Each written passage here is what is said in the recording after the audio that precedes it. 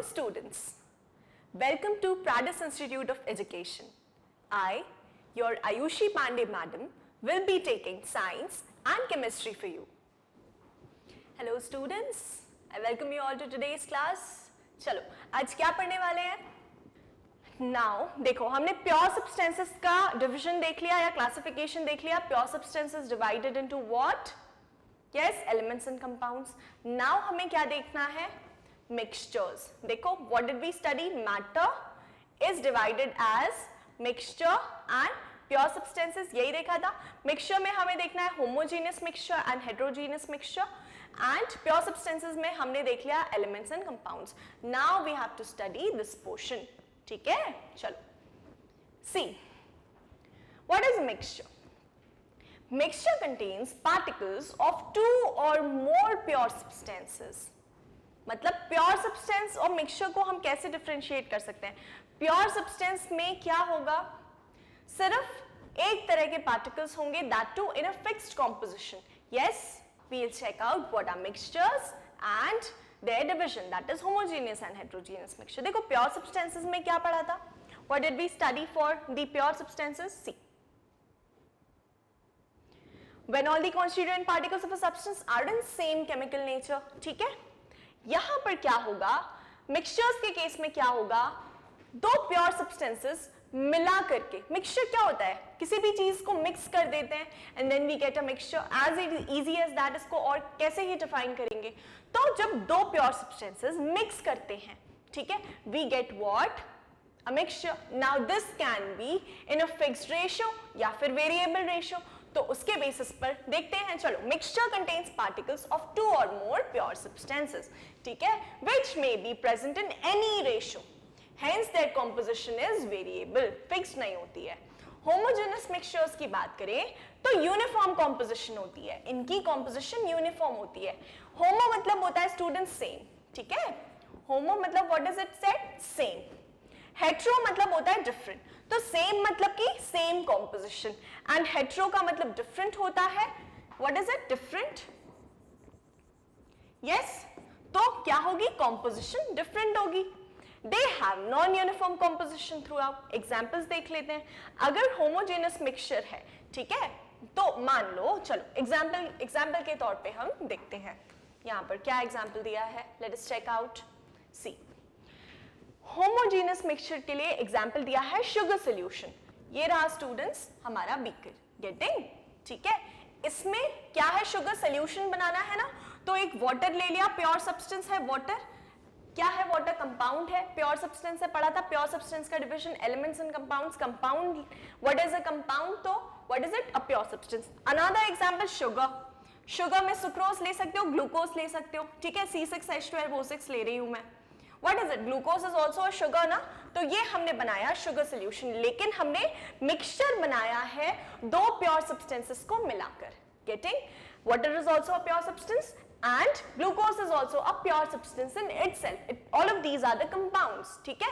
लेकिन जब ये दो प्योर सब्सटेंसेस कंबाइन कर रहे हैं, what are we getting? We are getting a mixture, but कैसा? Homogeneous mixture. ठीक है? जैसे कि वाटर ले लिया हमने, कितना? मान लो 100 ml water and 1 gram of glucose. ठीक है? तो composition क्या हो गई? सेम हो गई, यूनिफॉर्म composition हो गई. यस. अब हेट्रोजीनियस मिक्सचर. हेट्रोजीनियस मिक्सचर में क्या होगा? नॉन यूनिफॉर्म composition होगी. नॉन यूनिफॉर्म composition कैसे? अगर वाटर ले लिया, C6H12O6 ले लिया, इसी में मैंने CO2 गैस भी मिक्स कर दी, ठीक है. देन मैंने क्या डाल दिया? इसी में NaCl भी डाल दिया और कुछ डेफिनेट मेजरमेंट नहीं है, बस डालते जाना है. तो what is that? That is a heterogeneous mixture, मतलब डिफरेंट कॉम्पोजिशन. गेटिंग? चलो, आई होप क्लियर है इतना. Let us now move on to the properties of matter and their measurement. See, every substance has unique characteristic properties. These can be divided as physical and chemical properties. ठीक है? चलो, physical properties क्या होती हैं? What are physical properties? जो कि हम आंखों से देख सकते हैं. एक तरह से जनरलाइजेशन में बोले तो अगर इस पर्टिकुलर ऑब्जेक्ट की मैं फिजिकल प्रॉपर्टी की बात करूं तो this is black in colour and this is a solid. ये इसकी फिजिकल प्रॉपर्टीज हो गई. यस. अब what is it made up of? What is it made up of? Can I say it is made up of PVC or plastic? And then which type of plastic? तो ये सब इसकी chemical properties हो गई. Getting? So physical properties such as color, odor, melting point, boiling point, density, all of these measurable properties. What are these measurable properties? Are the physical properties. Yes? Coming to the chemical properties. Chemical properties में क्या आता है? क्या composition है? किस चीज से मिलकर बना है? क्या atoms and molecules किस element के involved है? Combustibility, reactions mainly chemical properties में हम स्टडी करते हैं. केमिकल प्रॉपर्टीज की अगर बात करें तो हम जनरली बात करते हैं उनके रिएक्शंस की. ठीक है, रिएक्टिविटी विद एसिड्स, बेसिस, तो ये सब क्या हो जाती हैं? Chemical properties. So these are the properties of matter and their measurement. Getting? चलो, physical properties can be measured or observed without changing the identity or the composition of a substance. अगर इसकी physical property मुझे पता करनी है, पहली चीज क्या दिख रही है स्टूडेंट्स कि ब्लैक इन कलर है. कलर एक फिजिकल प्रॉपर्टी होगी. Now I want to know the weight. तो क्या मैं वेट मेजर नहीं कर सकती इसका? बिल्कुल मेजर कर सकती हूँ. Yes, so that is what is said कि physical properties can be measured और observe without changing the identity. अब मुझे इसकी कोई कुछ चेंज नहीं करना है. इसमें इसका कलर भी मुझे दिख रहा है. यस, इसका कॉम्पोजिशन भी चेंज नहीं करना है वे करने के लिए. इसका फॉर्म भी चेंज नहीं करना है वे करने के लिए. Getting? Yes. So this is what is said कि physical properties can be measured without changing the identity of the composition of the substance.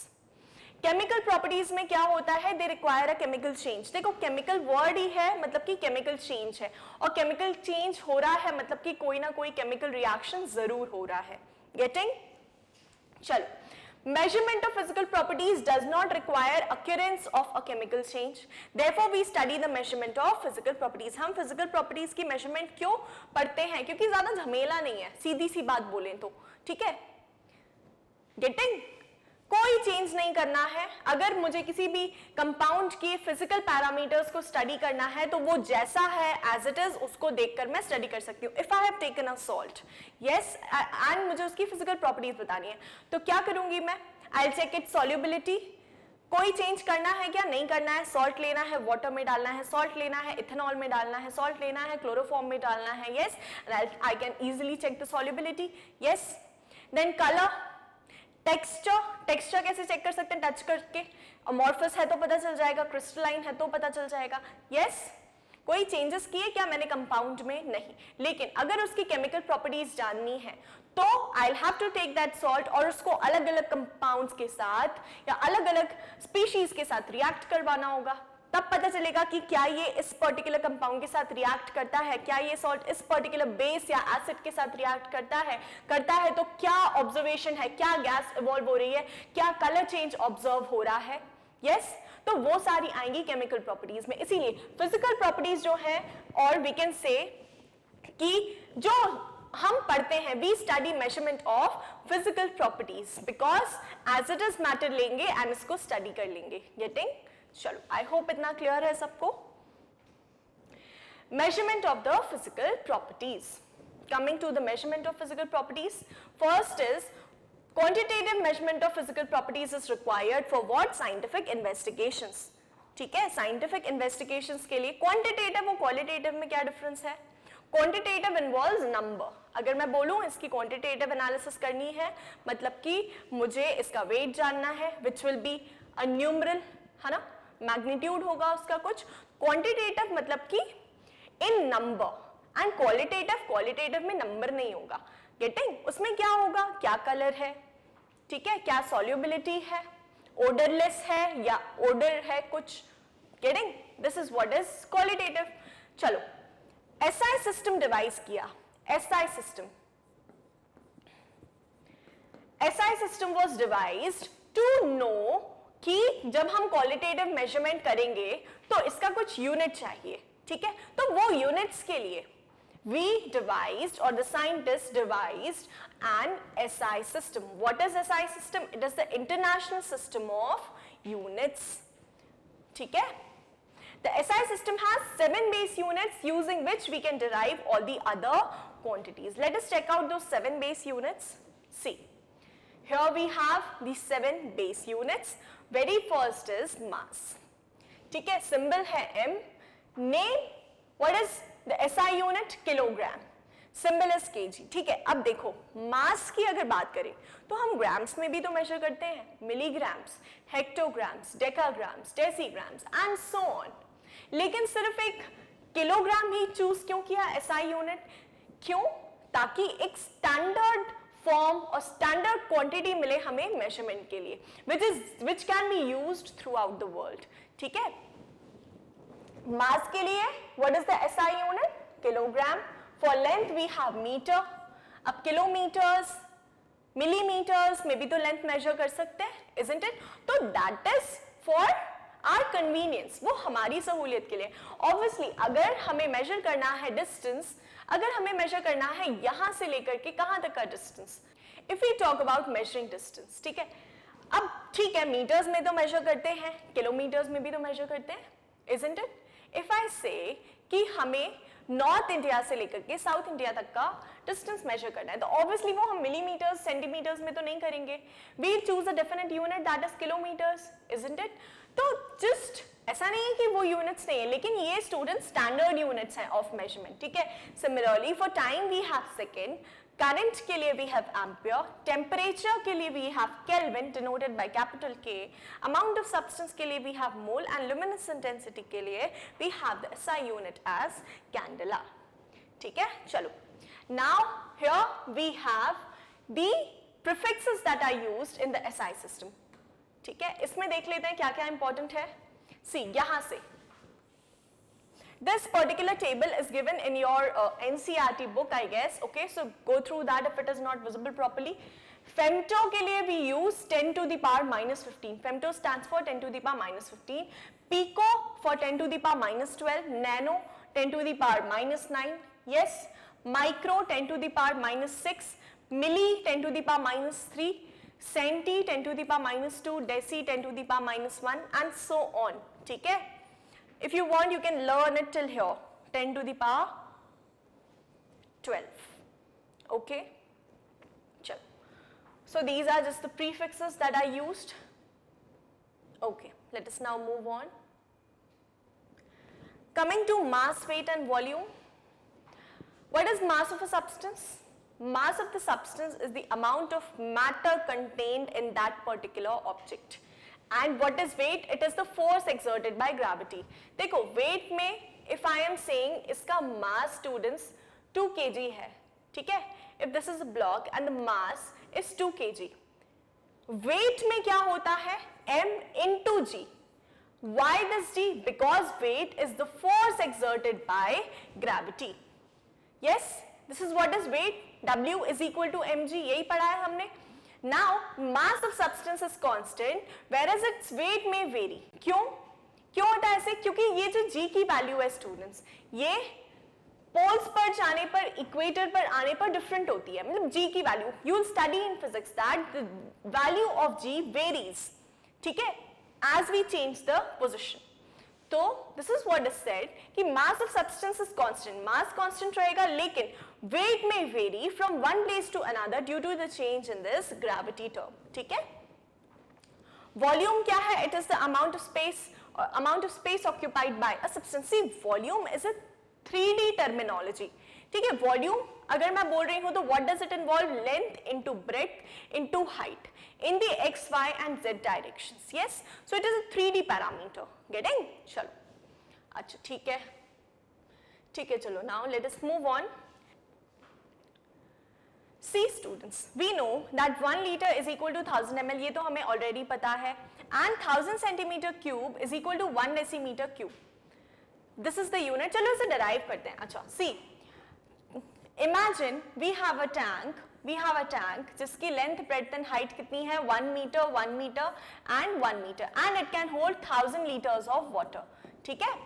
मतलब कैन आई से कि 1 metre cube can hold 1000 litres of water, ठीक है। एक tank है, ऐसे assume करो, एक टैंक है जिसके मेजरमेंट्स क्या है? 1 metre length, 1 metre breadth and 1 metre height, and it can hold 1000 litres capacity of water, ठीक है। तो इतना फ्रेम कर लिया हमने। Now can I say 1 metre as 10 decimetre? देखो what happens is kilometre, hectometre, then coming to decametre, We have meter, decimeter, centimetre and millimetre. Yes, यहाँ से यहाँ जाता है तो इंटू 10 होता जाता है, यहाँ से यहाँ जाता है तो इंटू 10 होता जाता है. यस, एंड यहाँ से यहाँ आता है तो डिवाइड. Simple conversion. तो मीटर से जब डेकामीटर में जाते हैं तो can I write 1 metre is equal to 10 decimetre. Yes, 1 metre is equal to 10 decimetre. Can I say? Yes. तो चलो 1 metre is equal to 10 decimetre. 1 metre cube है तो can I write it as 10 decimetre. So can I write this 1 metre cube as 10 decimetre into 10 decimetre into 10 decimetre. Yes, is equal to 1000 litres. Getting? Now ये 3 zeros cancel and ये 3 zeros cancel. What did I get? 1 decimetre cube is equal to 1 litre. Yes, यही मिला. 1 decimetre cube is equal to 1 litre. Getting? चलो अब आगे we know that 1 litre is equal to how much? 1000 ml. 1 litre is equal to 1000 ml. 1 decimetre cube is equal to 1000 ml. Yes, so we are getting these as the derived forms 1000 ml. अब यहां पर 1 decimetre cube को मैं centimetres में कैसे लिख सकती हूँ? 1 डेसीमीटर को I can write as 10 centimetre. Yes, वही जो कन्वर्जन मैंने आपको बताया था, 10 centimetre into 10 centimetre into 10 centimetre. Yes, now this 10 centimetre is equal to what? 1000 ml. अब ये जीरोस कटे. What did I get? 1 centimeter cube is equal to 1 ml. एक ये derivation मिल गया. Yes? Yes? So this is how we can derive it. Now moving on. Coming to density. What is density?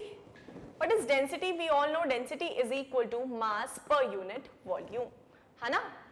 Properties, mass and volume are related as density is equal to mass per unit volume. Density of a substance tells us about how closely its particles are packed. If I am saying a particular, अच्छा देखो, water की बात करें and then we talk about wax. तो दोनों में कुछ difference है. What is the difference? Difference of the densities. Particles की पैकिंग में डिफरेंस है. ओके, लिक्विड में पार्टिकल्स उतनी पास नहीं है जितना ज्यादा वैक्स में पास है. यस, तो व्हाट डू वी से कि wax is dense than water. Yes, now density of a substance is about how closely its particles are packed. If density is more, it means particles are more closely packed. Take example of glycerol. चलो glycerol छोड़ो, glycerine. Okay, so density is the amount of mass per unit volume. Getting? चलो. So SI units of density can be obtained as follows. अब density का SI unit चाहिए तो mass per unit volume. Mass का कितना होता है students? SI unit for mass is kg and for volume. Volume is what? Length into breadth into height. एक तरह से देखा जाए तो ये सब length के ही forms हैं. Length अगर मीटर में है, breadth metre, height metre, what did we get? Metre cube. So here we have meter cube. तो ये डेंसिटी का यूनिट हो गया. क्या हो गया? kg पर मीटर क्यूब. इसको ऐसे भी लिख सकते हो kg पर मीटर क्यूब. इसको ऐसे भी लिख सकते हो kg metre cube inverse. Getting? So SI unit of density is kg per meter cube.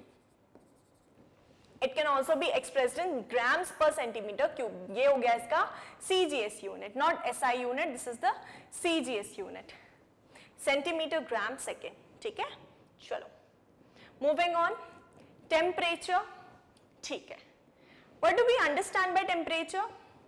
What do we understand by temperature? See, temperature का मतलब क्या होता है? It is the measurement of heat of the body. Heat energy of the body, thermal energy of any body. Yes, so there are 3 common scales. यहाँ पर हमें temperature की measurement देखनी है. measurement पढ़ रहे हैं ना, तो क्या देखना है कि temperature को कैसे measure करते हैं. We already know कि Kelvin जो है SI unit है. ठीक है, तो temperature को measure करने के लिए we have 3 scales in general: Celsius, Kelvin scale and Fahrenheit scale. Okay. So generally thermometer with Celsius scales are calibrated from 0 degree to 100 degrees Celsius, and in the Fahrenheit scale they are calibrated as 32 degrees to 212 degrees Fahrenheit. Yes, now क्या बोला है? Fahrenheit scale is related to Celsius scale as follows, like this. मतलब अगर हमें Fahrenheit में कोई value चाहिए, मान लो 25 डिग्री सेल्सियस वैल्यू है, 25 डिग्री इन सेल्सियस Fahrenheit में कितना होगा ये हमें पता करना है, तो we can use this formula. Similarly kelvin scale और सेल्सियस स्केल का रिलेशन है कि केल्विन में अगर कोई टेम्परेचर पता करना है वो सेल्सियस में गिवन है, तो what will we do, we will simply add 273.15 to it. In general हम ये 0.15 भी नेग्लेक्ट कर देते हैं, सिर्फ 273 ऐड करते हैं. गेटिंग? चलो तो देख लेते हैं एक बार कन्वर्जन. देखो सी,